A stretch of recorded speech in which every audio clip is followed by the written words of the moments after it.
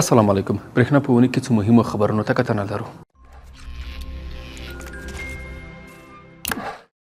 د افغانستان برېښنا شرکت عمومي ژغوري رئیس ښاغلی الحاج عبدالحق همکار د انګلستان ځانګړي استازي ریچارډ لنډیسي سره د ویډیو کانفرنس له لارې د برېښنا سکتور پیاوړتیا او د سکتور کې د همکاریو پر دوام خبرې وکړې. انګلستاني لوري بیا د کچازر پروژې په ګډون د برېښنا انرژۍ تولید او ویش برخو کې د همکارۍ ډاډ څرګند کړ.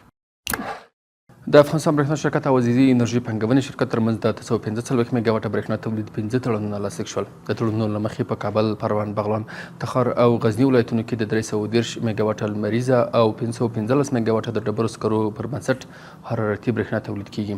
مسؤلینو د پنګونې د هیواد اقتصادي ودې او صنعتي ځانبسیاینې لپاره مهمه وباله.